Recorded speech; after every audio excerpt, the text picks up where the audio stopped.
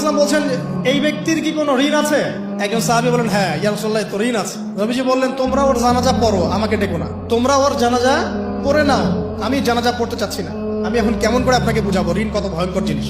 আপনি যে ব্যাংক থেকে 3-4 কোটি টাকার লোন নিয়ে রাখছেন, লাখ লাখ টাকা লোন নিয়ে বসে আছেন, দিব্যি সুখে বসে আছেন, এমন চিন্তায় যে আপনার মৌত হবে না। আর নবী সাল্লাল্লাহু আলাইহি ওয়াসাল্লাম সময়ে একজন মারা যাচ্ছেন, তিনি বলছেন তোমরা জানাজা পড়ে নাও, আমি জানাজা পড়তে চাচ্ছি না। মানে ঋণগ্রস্ত ব্যক্তি জানাজাও তিনি পড়তেন না। তারপরে একজন এসে বললেন, ইয়া রাসূলুল্লাহ, আমি তার ঋণ শোধ করে দিব, তার যা ঋণ আছে আমি শোধ করে দিব। তখন নবী এসে জানাজা পড়লেন সাল্লাল্লাহু আলাইহি ওয়াসাল্লাম। তা আপনার এই কোটি কোটি টাকা ঋণ শোধ করার লোক তো রেডি আছে নাকি? আছে না?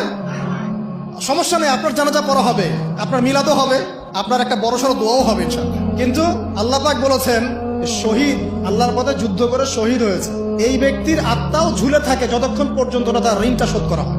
এবার বলেন আমি কি বুঝাবো আপনাকে? আর কিছু বলতে হবে? তো এখন সেই দোয়া শিখাচ্ছি আপনাদেরকে, যে দোয়া শিখলে আপনারা ঋণ থেকে বাঁচবেন ইনশাআল্লাহ। কত দিবেন?